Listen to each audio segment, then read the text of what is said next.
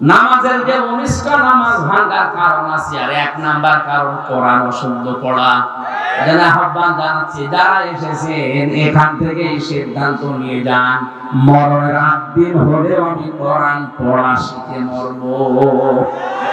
শুধু শিখবো না, আমি বসবো, যেভাবে হোক আমি বসবো। কথা বলুন, চেষ্টা চালান। যদি আপনি এভাবে পড়তে পড়তে নাও পড়তে পারেন, যদি আলিফ বা তা সা পড়তে পড়তেই মারা যান, 50 বছর লাগুক, অসুবিধা নেই। আপনি তালেবে ইলম হয়ে যাচ্ছেন, আর তালেবে ইলম মরে গেলে কোনো হিসাব নেই। সুবহানাল্লাহ বলতে পারবেন? অনেকে বলে হুজুর দোয়া করেন ছেলে যেন আব্দুল কাদের জিলানী হয়। এমনি হবে? রাশিদুল ইসলাম যে মাদ্রাসা বানিয়েছেন, ওই রকম মাদ্রাসায় আব্দুল কাদের জিলানীকে তার মা নিয়ে গেছে। ওস্তাদ ডাক দিয়ে বলছে, বাবা বলো আলিফ। আব্দুল কাদের জিলানী বলছে, হুজুর আলিফের মানে কি? হ্যাঁ, আলিফের মানে আমি জানি না। যে জিনিসের মানে হয় না, অর্থ হয় না, ও জিনিস পড়ি আমি করবো কি? পড়বো না। ওস্তাদ বলে, বাবা জি তুমি কি জানো আলিফের মানে? বলে, হ্যাঁ আমি মায়ের কাছ থেকে শুনেছি। কি শুনেছো বলো দেখি।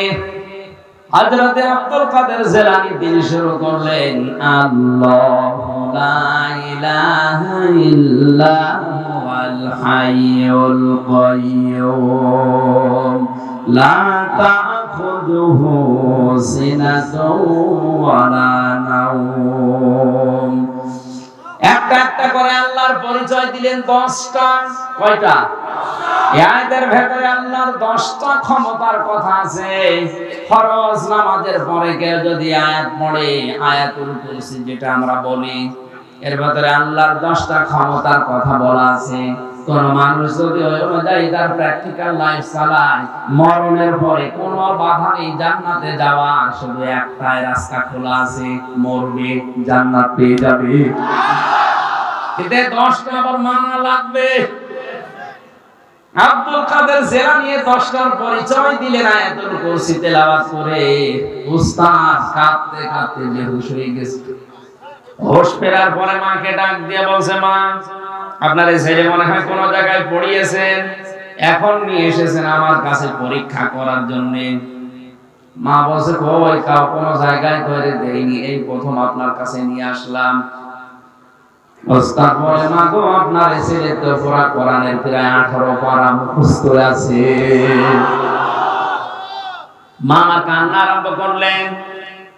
ওস্তাদ বলে, মা আপনি কাঁদেন কেন? আপনার তো খুশির বিষয়, আপনার তো আনন্দ লাগার কথা যে এতটুকু বয়স, এই বয়সে আপনার ছেলে কোরআনে কারিমের 18 পারা মুখস্থ করে ফেলেছে, তা অর্থ সহ ব্যাখ্যা করতে পারে। মা ডাক দিয়ে বলে, ওস্তাদ আমার আফসোস লাগে এই কারণে, আমার এই সন্তানটা যখন পেটে ছিল প্রতিনিয়ত আমি কোরআনে কারিমের প্রায় 18 পারা পর্যন্ত পড়তাম। আমি কোরআনের হাফেজা না, আমি 18 পারার হাফেজা। আমি প্রতিনিয়ত কোরআন পড়েছি পেটে রাখা অবস্থায়। এই সন্তান জন্ম নেওয়ার পরে এর পাশে বসিয়ে বসিয়ে ফজর নামাজ পড়ে আমি কোরআন পড়তাম। ও শুয়ে শুয়ে আমার মুখের দিকে তাকিয়ে আমার আব্দুল কাদের মুখ মিলাতো। আমার আফসোস হচ্ছে এই কারণে, আমি যদি আরেকটু কষ্ট করে আর 12 পারা পড়ে পুরা কোরআনটাই মুখস্থ করে প্রতিনিয়ত পড়তে পারতাম, আমার এই ছেলে আব্দুল কাদের এতটুকু বয়সে কোরআনের হাফেজ হয়ে যেত। আব্দুল কাদের জিলানী এমনি তৈরি হয়। এরপরে তিনি মাকে মাঝে মাঝে বলতেন, মা তুমি সত্যি করে বলো দেখি, আমাকে পেটে রাখা অবস্থায় কোন হারাম কাজ করেছো নাকি? মা আশ্চর্য হয়ে বলে, কি বলিস? বলে, হ্যাঁ আমি বলতাম না, আমি যা পড়ি আমার মনে থাকতে চাই না, অবশ্যই তুমি আমাকে পেটে রাখা অবস্থায় কোন হারাম কাজ করেছো। মা বলে, বাবারে তোর পেটে রাখা অবস্থায় কোন হারাম কাজ করেছি বলে আমার মনে হয় না, তবে একটা কথা আমার মনে আছে, আমার পেটের ভেতরে তোর বয়স যখন 9 মাস, 9 মাস, ওই সময় আমি তোর নানির বাড়িতে ছিলাম। উঠানের উপরে আসার নাড়ি দেয়, শোকাতে দেয় রোদে, ওটা শোকাতে দিয়েছে কে জানো, আমি খেয়ে ফেলেছিলাম। কারণ সন্তান পেটে রাখা অবস্থায় মানুষের টকের দিকে ঝোঁক বেশি হয়। আমি হয়তো তুলে খেয়ে ফেলেছি, মনে করলাম তোর নানির, পরবর্তীতে খোঁজ নিলাম না এটা পাশের বাড়ির একজন রোদে শোকাতে দিয়ে গেছে। বাবা আব্দুল কাদের, মানুষের জিনিস আমি না বলে খেয়েছি তোকে পেটে রাখা অবস্থায়, এই কারণেই মনে হয় তোর পড়া মনে থাকে না। সিরাজগঞ্জের মা বোনেরা, সন্তান পেটে রাখা অবস্থায় মানুষের জিনিস না বলে খেয়ে এই প্রভাব যদি সন্তানের মেধার উপরে পড়ে, এই কারণে যদি লেখাপড়া মনে থাকতে না চায়, আমাদেরকে যারা পেটে নিয়েছো কত কিছু না বলে খেয়ে তোমরা হজম করে ফেলো। আব্দুল কাদের জেলানী এমনি খালি দোয়া করলে আসবে, পেট ঠিক করা লাগবে। মেয়েদের এই কয়েক ইঞ্চি পেট, এটা অনেক দামি জায়গা। কত রকমের দিকে মানুষ দেয় উল্টা পাল্টা করে, আর মানুষের চোখের নজর বড় তীক্ষ্ণ, খুব খারাপ জিনিস এটা।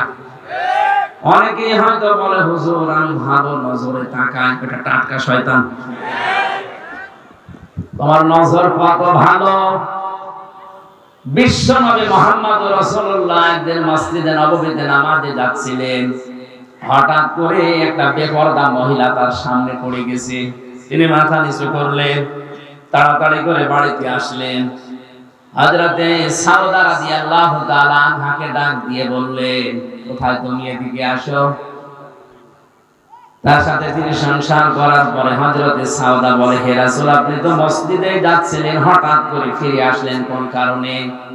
হযরতে সাউদা ডাক দিয়ে বলেছেন, নবীজি বলেন আমি যখন যাচ্ছিলাম তখন একটা বেপরদা মহিলা আমার সামনে পড়ে গিয়েছিল, তাড়াতাড়ি করে মাথা নিচু করে চোখ বন্ধ করে আমি প্রায় চলে এসেছি। শয়তান আমার ধোঁকায় ফেলে দিচ্ছিল, তাড়াতাড়ি করে চলে এসে আমার জায়েজ জায়গায় আমি জায়েজ কাজটা করেছি। বলেন তো শয়তান যদি বিশ্ব নবী মুহাম্মদ রাসূলুল্লাহকেও ধোঁকা দিতে পারে, আমাদের পারবে না? আপনার মন কি রাসূলুল্লাহর চাইতেও পবিত্র হয়ে গেছে? এখন ভণ্ডামি কথা কোথায় কোন আপনি? বলে আমার মন পবিত্র আছে। আমি যে কথাটা বলার জন্য পর্যন্ত এসেছিলাম, শিরক এবং কুফরি যেন আমাদের জীবনে না থাকে, তাহলে জাহান্নামে একবার গেলে আর বের হতে পারবেন না। সুতরাং কোরআনে কারীম আমাদের এই মুহূর্তে থেকে পড়া দরকার, যেমন তেমন ভাবে না, আব্দুল কাদের জেলানীর মতো বুঝে বুঝে। আমি কথা দিয়ে যাচ্ছি, এখানে যারা এসেছেন আজকের এই দিন থেকে আগামী বছর যদি এখানে অনুষ্ঠান হয়, 1 বছর সময় পাবেন। কোরআনটা আপনি একবার হলেও মাতৃভাষায় শেষ করেন। আমি প্রায় 75 বারের উপরে শেষ করেছি, আমার তো আয়ত্ত হয়ে গেছে ইনশাআল্লাহ। আপনি পড়েন একবার, দেখবেন আপনাকে দিয়ে এলাকায় যারা শিরক আর বেদাত করাতে পারবে না। কারণ এটা আলো, এটা কি সূরা ফুরকান আমি পড়েছি একটা মাত্র আয়াত। ফুরকান মানে পার্থক্যকারী সত্য মিথ্যাকে, এলাকায় যারা সত্য মিথ্যাকে মিশ্রণ করে ফেলে, আপনি কোরআন কারীম পড়লে পার্থক্য করে ফেলবেন। কোরআনের আরেক নাম আছে কোরআন আয-যিকির। কোরআনের নাম কি? এর আরেক নাম আছে আল কিতাব, এর আরেক নাম আছে শিফা। 53টা নাম আমি কোরআনের পেয়েছি, প্রতিটি নামের ভেতরে সিগনিফিকেন্স আছে, একটা ভাব, সুন্দর একটা জিনিস লুকিয়ে আছে। কিতাব বলা হয় কোরআনকে কেন? আমি এখানে একটা সূক্ষ্ম তথ্য বের করেছি, ভালো করে শুনুন। আছেন তো আপনারা? কোরআনে কারীমকে কিতাব বলা হয় এই কারণে, পৃথিবীতে একটাই কিতাব আছে, তার নাম আল কোরআন। দুনিয়ায় আর যত বই আছে, কিতাব আছে, এগুলো কিন্তু আসলে কিতাব না, এগুলো কোরআনের ব্যাখ্যা। ওয়াল্লাহু কানাল বাহরু মিদাদান লিকালিমাতি রাব্বি লানাফিদাল বাহরু ক্বাবলা আন তানফাদা কালিমাতু রাব্বি ওয়ালাউ জিনা বিমিসলিহি মাদাদা। আল্লাহ পাক বলেন নবী আপনি বলুন তাম দুনিয়ার সব পানি যদি খালি হয়ে যায়, যত গাছ আছে দুনিয়ায় যদি কলম হয়ে যায়, দুনিয়ার জিন আর ইনসান মিলে যদি লেখা শুরু করে, কিয়ামত পর্যন্ত লিখতেই থাকবে, আমার কোরআনের ব্যাখ্যা শেষ করা যাবে না। ولو أن ما في الأرض من شجرة أقلام والبحر يمده من بعده سبعة أبحر ما نفدت كلمات الله إن الله عزيز حكيم।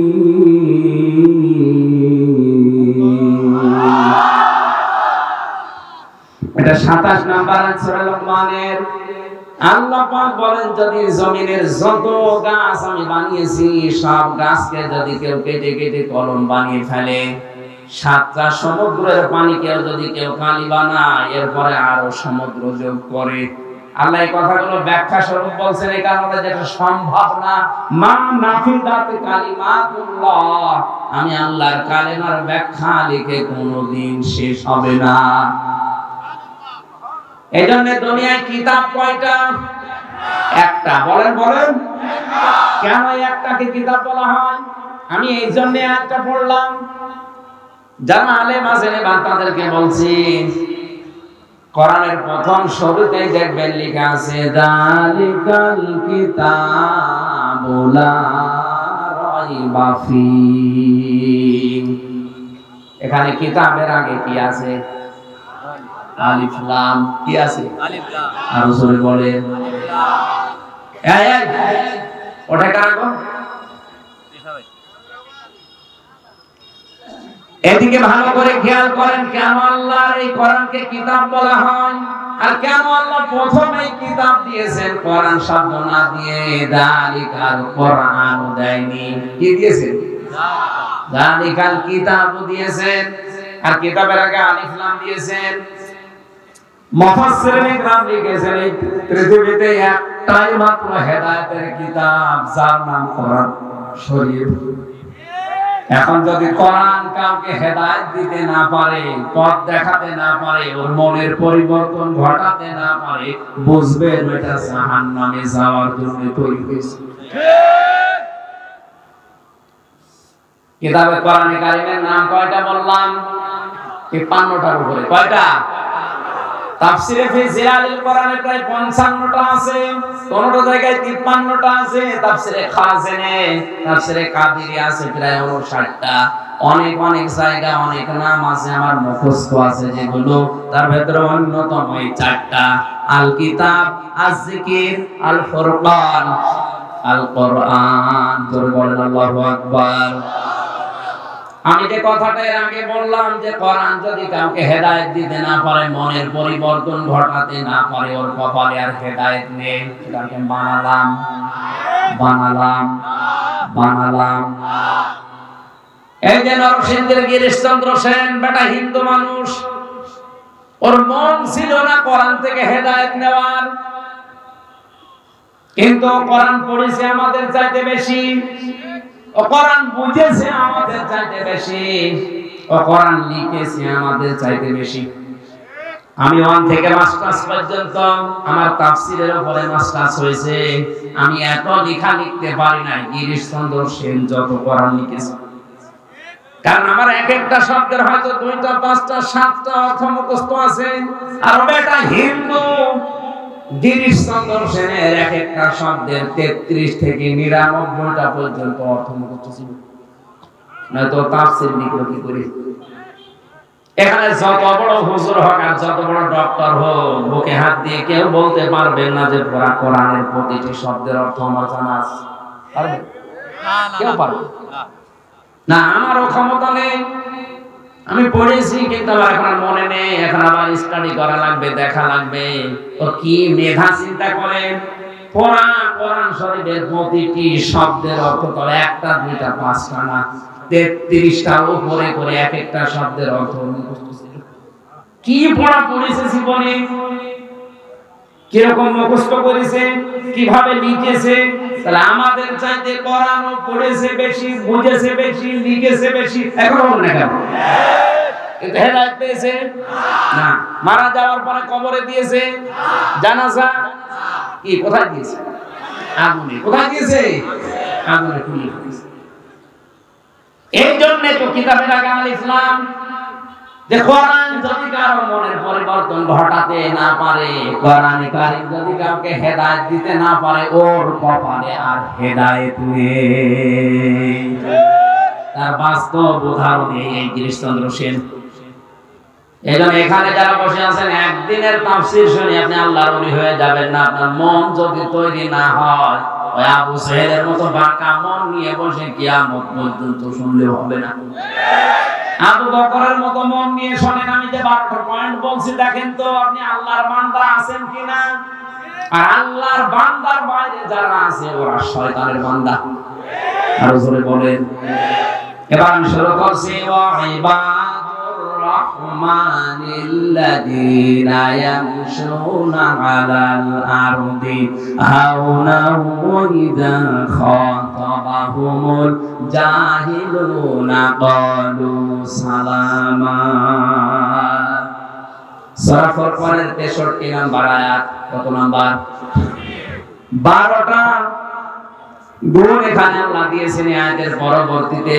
কোরআনে কারীমের 25 নাম্বার সূরা, 6টা রুকু আছে। সূরার নাম হচ্ছে সূরা ফুরকান, সত্য মিথ্যার পার্থক্যকারী। এটাকে বলা হয় সংবিধান। কি বলা হয়? সংবিধান। সংবিধানে 73টা ধারা থাকে। মুসলমানদের সংবিধানে 73টা ধারা থাকবে, তাহলে দুনিয়া শান্ত হয়ে যাবে। আমার আল্লাহ সূরা ফুরকানের ভিতরে 73টা ধারা দিয়েছে।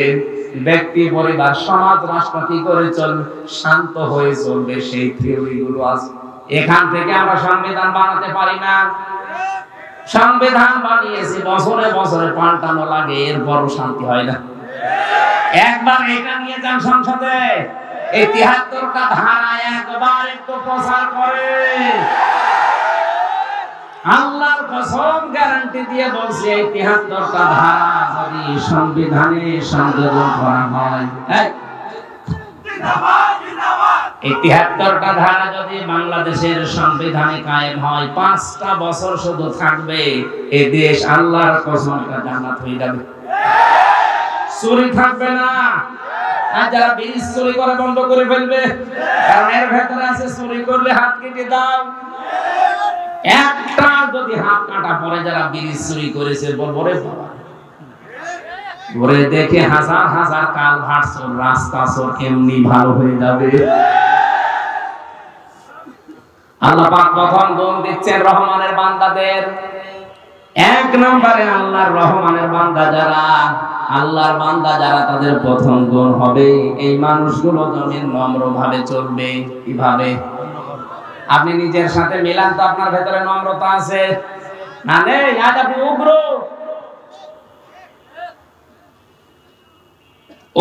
ভাব যাদের, এগুলো শয়তানের বান্দা। আর যারা নম্র, এগুলো রহমানের বান্দা। নবীজি বলেন, তোর জীবনের ইবাদত বন্দেগী পেছনে এটা কবুল হচ্ছে কিনা যদি জানতে চাও, তাহলে তোমার আচরণটা লক্ষ্য করো। আচরণটা মানুষের সাথে কেমন হচ্ছে। যদি এটা নম্র হয় কথাবার্তার দিক থেকে, ব্যবহার আচারের দিক থেকে, তাহলে বুঝবা তোমার জীবনের ইবাদত কবুল হচ্ছে। আর যদি দেখো যে মানুষের সাথে তোমার আচরণ ভালো না, কথা বললে শুধু উগ্রতা ছড়াও, তুমি শয়তানের বান্দা। আলেম হলেও তুমি শয়তানের বান্দা। আজ এই বাংলাদেশে এখন আলেমে আলেমে সব দুশ্মনী চলছে, আর জালেমে জালেমে মিথ্যা কথা ছড়াতে ছড়াতে কয়েকদিনে আমার নামও ছড়িয়েছে। আমি নাকি কওমি মাদ্রাসা বিদ্বেষী, দেওবন্দি আলেমদের বিদ্বেষী। কোরআন আমার সামনে, আল্লাহর কসম আমি নিজেও কওমি মাদ্রাসায় পড়েছি। আমি কওমির সন্তান। কোন কারণে আমি কওমি মাদ্রাসার বিরুদ্ধে যাব? ওলামায়ে দেওবন্দের বিরুদ্ধে কোন কারণে যাব? আপনি বক্তব্যকে খণ্ডিত করে কাটছাঁট করে নিজের পক্ষে নেওয়ার জন্য এই বাংলাদেশে আমি সবচাইতে ওপেন ভাবে মামুনুল হকের মুক্তি আমি হামজা চেয়েছি, কারণ আমি তার কাছে থেকে দেখেছি লোকটার চরিত্র কি, তার ভেতরে ইখলাস আছে, তার ভেতরে ইলম আছে, সে লোকটা মুহাক্কিক আলেম। আর ওটা পাল্টা ছড়িয়ে আমার আপনি কওমি বিদ্বেষী বানিয়ে দিয়েছেন। মাওলানা শাকাওয়াত হোসেন রাজি, মাওলানা আল্লামা মামুনুল হক, মাওলানা জুনায়েদ আল হাবিব, আজিজুল ইসলাম ইসলামাবাদী, আর আমার কাছে সবচাইতে বেশি ভালো লাগে এখন মুফতি নূর হোসাইন নুরানী মুন্সিগঞ্জের। এরকম উদার হতে পারেন না আপনি? মাওলানা মামুনুল হক আজ জেলখানায় পৌঁছতেছে এই দেশের কিছু দালাল মৌলবি কারণে। এই দালাল গুলো যদি দালালি না করতো, পাঁচটা গোলাম যদি না হয়ে থাকতো, মাওলানা মামুনুল হক 3 বছর না 3 দিনে বের হয়ে যেত। এমন কোন অপরাধ নেই যে তার এই খালি ফসলা পেছন দরজা দিয়ে শুধু এই যে আলেম নামে, এই মৌলবী নামে, এই জালেম গুলো, এই দালাল গুলো ফসলা। কথা বলতে গেলে গায়ে লাগে, এই কারণে এখন আমারে বানিয়েছে অনেক কওমি মাদ্রাসা, দেওবন্দি আলেমদের বিরুদ্ধে। শয়তান শয়তানি করার জায়গা পান না। এটা মানুষের নামে আন্দাজে এক মিথ্যা তহমত দিয়ে দাও। আমি সে ছোটবেলা থেকে নিজে কওমি মাদ্রাসায় হাফেজি, কওমি, আমি কওমির সন্তান, আর আমার নাম দিয়েছে ওটা মাদ্রাসা। আমি সংগঠন হিসাবে দেশে যারা দিন কায়েমের চেষ্টা করে, আমি তাদের সাথে আছি মনে প্রাণে, কারণ আমি জানি আমার মরণ হওয়া লাগবে সাধারণ না, শাহাদাতের মরণ। 3টা বছরের জেলখানার জীবনে প্রতিদিনের আমার তাহাজ্জুদের নামাজের দোয়া ছিল এটা, আল্লাহুম্মা ইন্নী আসআলুকা শাহাদাতান ফি সাবিলিক। আমি সাধারণ মরণ চাই না, আমি শাহাদাতের মরণ চাই। আর শাহাদাতের মরণ হতে হলে এই দেশে যারা ইসলামী আন্দোলন করছে এখানে থাকলে সম্ভাবনা বেশি। তাছাড়া ওই গাছতলায় বসে শুধু হু হু কোথায় কিয়ামতের আগেও শহীদ হওয়া যাবে।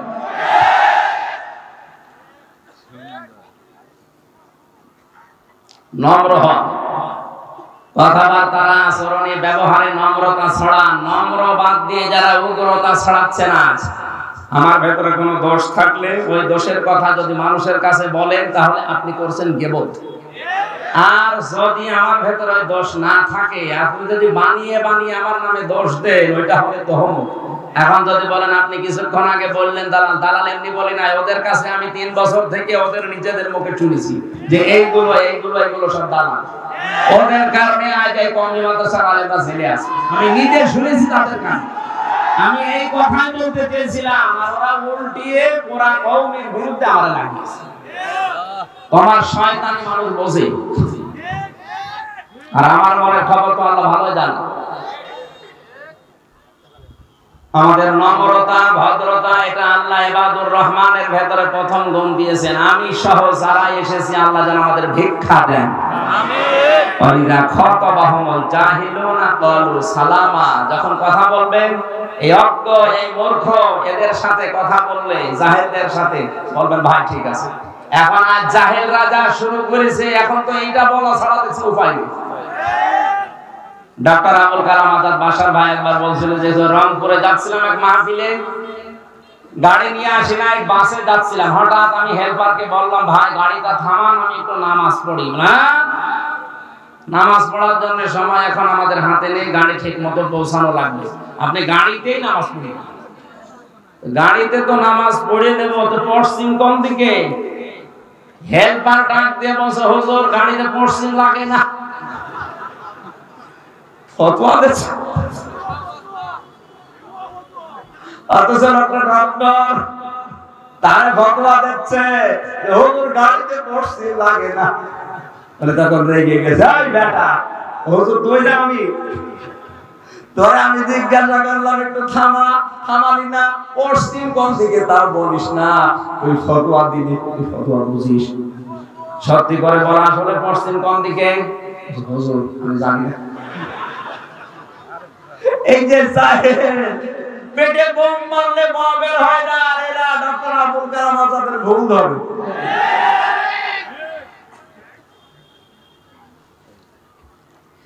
তিন নাম্বার আল্লাহ পাক বলেন, হে নবী ওই মানুষগুলো আপনার রবের জন্য রাতের বেলা দাঁড়িয়ে যায়। কার জন্য? والذين يبيتون لربهم سجدا وقياما। রাতের বেলা যখন দাঁড়ায় তারা শুধু দাঁড়িয়েই থাকে না, কোরআন কারীম তেলাওয়াত করে। জেলখানার ভেতরে মাওলানা মামুনুল হককে দেখেছি রাত 2টা-2:30টার সময়তে 4 পারা 5 পারা দাঁড়িয়ে দাঁড়িয়ে, এখন 50 বছর বয়স, তাও পড়তেছে। আমার 33 বছর বয়স, আমার পানি গিয়ে যায় 2 পারা পড়তে। অথচ বেটার মাথায় ব্যথা। দেখবেন যখন আদালতে আসে তখন কোলের ভেতরে ভর দিয়ে আসে। অথচ এরপর জেলের ভেতরে থাকাকালীন প্রতিদিন এই 3টা বছরে তাদের তাহাজ্জুদ আর নফল নামাজ মিলে প্রায় 6-7 পারা করে পড়ে। আমিও তো হাফেজ। আমার মাথাও ব্যথা না, পাও ব্যথা না, 2 পারা পড়তে গেলে কেমন যেন লাগে। আমার বয়স 33, ওনার বয়স 50, তারপর ইবাদতে আমি পারছি না ওনার সাথে। কারণ ইবাদতের ভেতরে একটা মজা আছে। যদি রাতের বেলা তাহাজ্জুদ নামাজে আপনি কান্না করতে পারেন সিজদা দিয়ে, স্ত্রী ব্যবহারে ওই শান্তি পাবেন না। এই পৃথিবীতে আমাদের কাছে সবচাইতে বেশি আনন্দের কাজ মনে হয় স্ত্রীর ব্যবহার। কথা বলেন না কেন? কিন্তু তাহাজ্জুদের নামাজে যদি আপনি গুনার কথাগুলো স্মরণ করে কান্না করতে পারেন বড় একটা সিজদা দিয়ে, এমন একটা আনন্দ পাবেন, মজা পাবেন, দেখবেন দুনিয়াতে ওই মজা আর কোথাও নেই। ইবাদুর রহমানদের এই গুণটা অর্জন করা দরকার। আল্লাহ তুমি আমাদেরকে দান করো, বলেন আমিন। 4 নম্বরে পেয়েছি তারা জাহান্নাম থেকে আল্লাহর কাছে পানা চাবে। প্রতিদিনই আমলটা করবেন 24 ঘন্টায়, যে কোনো সময়। আল্লাহুম্মা আজিরনি মিনান নার, আল্লাহ তুমি যাই করো জাহান্নাম আমার দিও না। 5 নম্বরে দান করতে গিয়ে ফকির হয়ে যাবেন না, আবার কৃপণতা করবেন না, মধ্যম পন্থায় থাকবেন। 6 নম্বরে আল্লাহ ছাড়া কাউকে ডাকা যাবে না। আজ বাংলাদেশে আল্লাহকেও ডাকে, মাঝামাঝি অন্য কাউকেও ডাকছে। এই যে ব্রাহ্মণবাড়িয়া এলাকায় যারা আল্লাহকে ডাকতেছে, অধিকাংশ দরবারগুলোতে কিছুক্ষণ ইয়া আল্লাহ ইয়া আল্লাহ, এরপর ইয়া আলী বাবা, শাহ আলী বাবা, দয়াল বাবা, খাজা বাবা, এই কথা বলছে। এগুলো হারাম। এটা রহমানের বান্দার গুণ না, শয়তানের বান্দার গুণ। 7 নম্বরে অন্যায় ভাবে কাউকে হত্যা করা যাবে না, রায়ও দেওয়া যাবে না। 9 নম্বরে জিনা করা যাবে না। এখানে 3টা বললাম পরপর। আল্লাহ বাদে অন্য কাউকে যারা ডাকে, অথবা আল্লাহকে ডাকে পাশাপাশি অন্য কাউকে যারা জুড়ে দেয়। 2 নম্বরে যারা অন্যায় ভাবে মানুষ হত্যা করে। 3 নম্বরে যারা জিনা করে। এই 3টা পাপের শাস্তি হবে ডবল। কি হবে? আল্লাহ আমাদের হেফাজত করুন। 9 নম্বরে মিথ্যা সাক্ষী দেওয়া যাবে না। আজ বাংলাদেশে হাজারো মানুষ শুধু মিথ্যা সাক্ষীর কবলে পড়েছে, খাটতেছে। এটা বন্ধ করেন। আপনি কিন্তু রহমানের বান্দার বাইরে চলে গেছেন যদি মিথ্যা সাক্ষী জীবনে দিয়ে থাকে। 10 নম্বরে অনর্থক কথা কাজ, এগুলো বাদ দেওয়া লাগবে। যে কাজে দুনিয়া এবং আখিরাতের কোনো ফায়দা নেই, ওই কাজ থেকে নিজেকে বাঁচিয়ে রাখা লাগবে।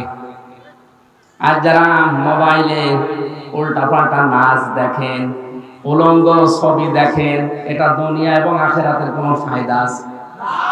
বলেন। আপনার শরীর নষ্ট হয়, আপনার চোখের জেনা হয়, মনের জেনা হয়, বাকি আরো কত কিছু অঘটন ঘটে যাচ্ছে। সুতরাং এই মুহূর্তে যারা আছে এরকম কাজে রহমানের বান্দা থাকতে হলে ছেড়ে দেওয়া লাগবে। রাজি আছে? কারা কারা রাজি আছেন বলেন তো? নাউজুবিল্লাহ, এত মানুষ এই কাজ করেন। এলাকাতে আমি এসে মানুষ ভালো মনে করছিলাম, এরা দেশে সব গোপনায় আছে।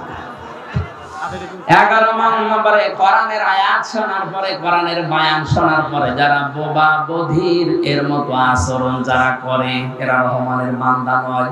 আমি কিন্তু কথা খোলাখুলি বলেছি। এখন যদি বোবা বধির অন্ধের মতো আচরণ করেন, আপনি শয়তানের বান্দা, রহমানের বান্দা না। এই কথাটার ওজন আপনি টের পাননি। এইটা আজকের আসল ওয়াজ। ভাঙে কি বলবো, ভাঙে কি বলবো? কোরআনের কথা শোনার পরে যারা অন্ধ বোবা বধিরের মতো আচরণ করে এরা রহমানের বান্দা না, এরা শয়তানের বান্দা। আমি জানি এখানে এরকম মানুষ বেশি। এরপরে 12 নাম্বার হচ্ছে তাদের পরিবারের জন্য তারা দোয়া করবে। কার জন্য? সবাই মিলে দোয়াটা একবার পড়েন।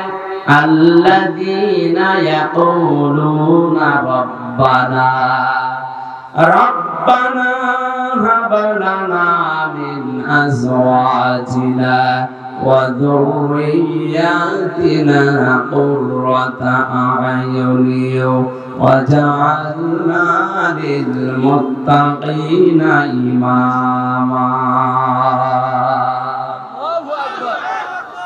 এই যে 12টা গুণ আমি সংক্ষেপে বলেছি, আমি সহ যদি আমরা সবাই এই গুণটা, এটা যেহেতু কালকে রেকর্ড হয়ে ছড়িয়ে যাবে সারা দেশে, সবাইকে আহ্বান জানাবো, শোনেন, বারবার বারবার বারবার শোনেন।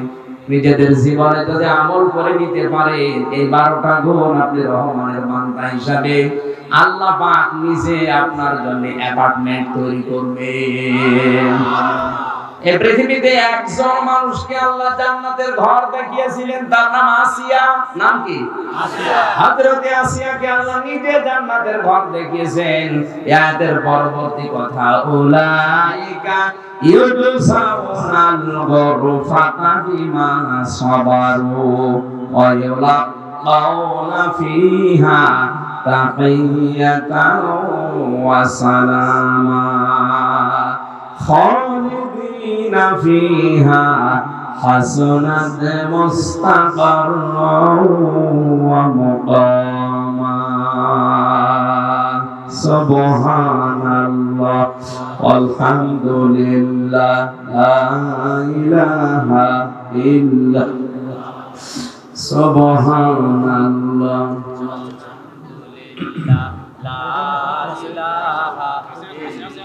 সম্মানিত ভাইরা, কয়েকদিন আগে যে সিরাজগঞ্জের উল্লাপাড়া কোন জায়গায় যেন এসেছিলাম, কালিয়াকোট।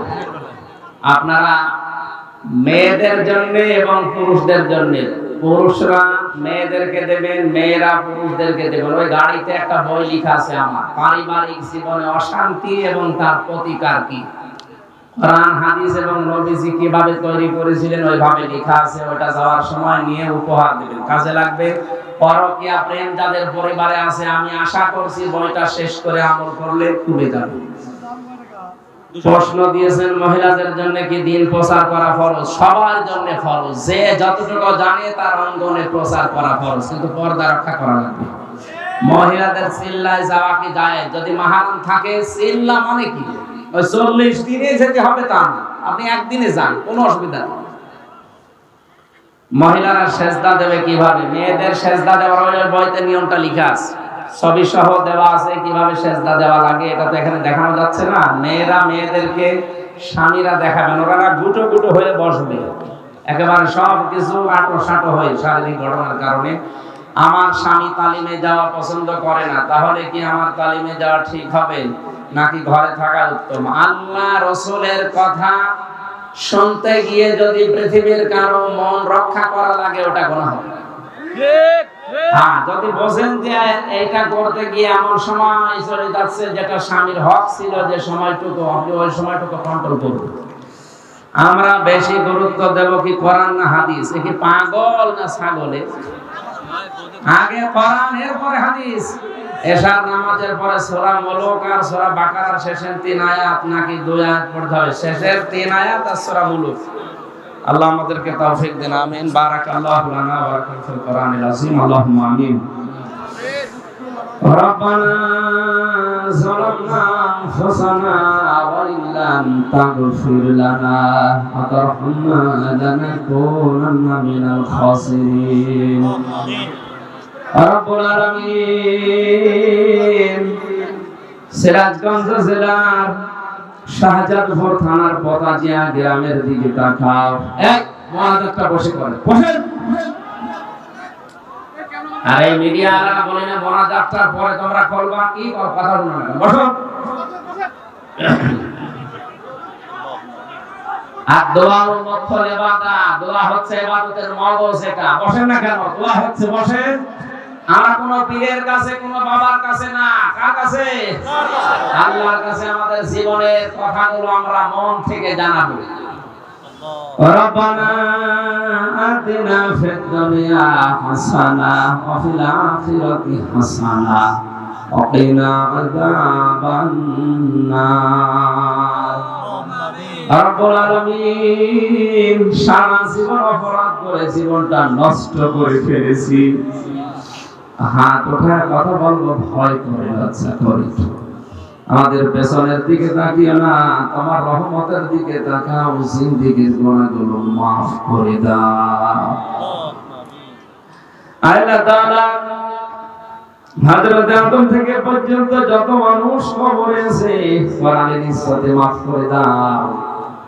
বিশ্বনবী মুহাম্মদ রাসূলুল্লাহর রওজায় আজকের আলোচনার সওয়াবগুলো পৌঁছিয়ে দাও। এই মাহফিলের আয়োজন করতে গিয়ে তোমার যে যুবক বান্দারা মাত্র 3 দিনের ব্যবধানে এত কষ্ট স্বীকার করেছে, এই যুবকদেরকে যে মা পেটে নিয়েছে, মায়ের পেট তুমি ধন্য করে দাও। আল্লাহ, আমার বিশ্বাস, আমার ঈমানের বিশ্বাস হচ্ছে তোমার নবী যদি এখন বেঁচে থাকতেন, এই যুবকগুলো তাদের জীবন দিয়ে হলে তারা পাহাড় দিত। 3টা দিনের ব্যবধানে কোরআনের ইজ্জতে যারা এত কষ্ট করতে পারে, কোরআনের প্রসারে তোমার নবীকে জীবন দিয়ে হলেও রক্ষা করত। আল্লাহ তাআলা এদেরকে তুমি তার ভাই বলে সবাইয়ের মতো কবুল করে নাও। এদেরকে যে মা পেটে নিয়েছে, মায়ের পেট তুমি খাদিজার মতো, হযরত রহিমার মতো বানিয়ে দাও। সম্মানিত মা বোনদেরকে তুমি হযরত ফাতেমা, হযরত আয়েশার সাথে কবুল করো। অনেক পরিবারে শান্তি নিয়ে আল্লাহ শেফায়ে কামেলা আজরা দিয়ে শান্তি দান করো। মেয়েরা অনেকে অসুস্থ, দোয়া চেয়েছে। এমন রোগ তুমি দিয়েছো যেটা মানুষের কাছে বলা যায় না। আশা নিয়ে এসেছি মুসাফির অবস্থায়, অসুস্থ অবস্থায়, মাজলুম অবস্থায়। আল্লাহ, তুমি আমাদের রোগ শোক দূর করে দাও। মাহফিলের সভাপতি জনাব আলহাজ আলমগীর জাহান বাচ্চু, আল্লাহ তাআলা অনেক দায়িত্ব তার মাথার উপরে। তুমি যে দায়িত্ব জনগণের দিয়েছো, তার মাথায় সঠিকভাবে সততার সাথে পালন করার তৌফিক দাও। আমাদের প্রধান অতিথি মাননীয় এমপি জনাব চয়ন ইসলামকে কবুল করো। জনাব ডক্টর সাজ্জাদ হায়দার লিটন ভাইকে তুমি মঞ্জুর করে দাও। এদের মা বাবাকে ক্ষমা করো। এদের মতো সন্তান যারা পেটে নিয়েছে, আমার ওই মাকেও মাফ করে দাও। মাওলানা রাশিদুল ভাইকে কবুল করো। তার বাবাকে দেখলাম, তার বাবাকেও মাফ করে দাও। আল্লাহ, তোমার কোরআনকে যারা ইজহার করতে চায়, যে মানুষগুলো কোরআনে কারীমের রাস দেখতে চায়, এই মানুষগুলোকে তুমি ওমরের মতো কবুল করে নাও। এই পদাতি এলাকার মাটির নিচে যত মানুষ ঘুমিয়ে আছে, কবরগুলো জান্নাত বানাও। এই মাহফিলের সভাপতি, সেক্রেটারি, ক্যাশিয়ার, মোতাওয়াল্লি, সদস্য ভাইরা সারাই হয়েছে কোরআনের জন্য, সবাইকে তোমার হাতে দিলাম, মঞ্জুর করো। আল্লাহ তাআলা, আমার শরীরটাকে তুমি সুস্থ রাখো। কওমি আলিয়া, এই 2টা ধারার মাদ্রাসার আলেমদেরকে তুমি এদেশে এক করে দাও। আর জালেমে দোস্তি হয়ে যাচ্ছে, আলেমে শত্রুতা বাড়ছে। আল্লাহ, তুমি রক্ষা করো আলেমদের। আমাদের ঐক্যমত হওয়ার তৌফিক দাও। ঐক্যবদ্ধ হয়ে দিন এদেশে কায়েম করতে পারে সেই মন আমাদের দান করো। রহমানের বান্দা হওয়ার জন্য যে গুণগুলো তুমি দিলে, আমি সহ প্রত্যেককে এগুলো আয়ত্ত করার তৌফিক দাও। আল্লাহ, যেন শয়তানের বান্দা হয়ে না যায়, সেদিকে তুমি খেয়াল রাখো। রব্বুল আলামিন, আজকে তোমার এক বান্দা, কোরআনের দায়ী, আন্তর্জাতিক ইসলামিক স্কলার, আমাদের অভিভাবক, আলেমদের মাথার মুকুট আল্লামা লুৎফর রহমান, তোমার ডাকে সাড়া দিয়ে বিদায় নিয়েছে। আল্লাহ, তুমি কবরে মাফ করে দাও। তার জীবনের ভালো ভালো কাজগুলো কবুল করো। মানুষ হিসাবে যদি অন্যায় করে থাকে হাজার হাজার মানুষ দিয়ে বলছি আল্লাহ তুমি তাকে মাফ করে দাও। আমাকে সন্তান বলে ডাক দিত, মাঝে মাঝে বড় ভালোবাসতো, খোরার ইজ্জতে আল্লাহ তুমি তাকে ক্ষমা করে দাও। আর কোনদিন তার চার মুখটা দেখা হবে না। আল্লাহ জান্নাতের সিঁড়িতে তার সাথে তুমি সাক্ষাৎ করিয়ে দিও। বারাকাল্লাহু লানা ওয়া লাকুম ফিল কোরআনিল আযীম। কখন মরণ চলে আসে জানি না। আল্লাহ এই দেশটার জন্য যারা স্বাধীনতার সংগ্রাম করেছিল বীর মুক্তিযোদ্ধাদের কবরগুলো জান্নাত বানিয়ে দাও। ভাষার জন্য যারা জীবন দিয়েছে তাদেরকেও ক্ষমা করো। বঙ্গবন্ধু থেকে শুরু করে আমাদের প্রধানমন্ত্রী শেখ হাসিনা থেকে শুরু করে এদেশের দায়িত্ব যারা পালন করছে এদেরকে তুমি মঞ্জুর করো। প্রশাসনের উপরে তোমার রহমত নাযিল করো। শাহজাদপুর থানার OC, SLR, SP, DC, TNO যত পুলিশ সদস্য ভাইরা দায়িত্ব পালন করেছে কোরআনের জন্য আল্লাহ এদের ইবাদত হিসাবে কবুল করে নাও। এদের মা বাবা আত্মীয় স্বজন যারা দেশে আছে তাদেরকে তুমি সহি সালামতে রাখো। বাংলার প্রশাসনকে আল্লাহ তুমি ওমরের মতো বানিয়ে দাও। আল্লাহুম্মা ইন্নী আসআলুকা শাহাদাতান ফি সাবিলিক। শাহাদাতের মরণ চাই, শাহাদাতের মরণ চাই, শাহাদাতের মরণ চাই। মরণের সময় যেন বলতে পারি লা ইলাহা ইল্লাল্লাহু মুহাম্মাদুর রাসূলুল্লাহ। ওই যে গাড়ি আছে, সাদা গাড়ি দেখা যাচ্ছে, যাওয়ার সময় নিয়ে স্ত্রীকে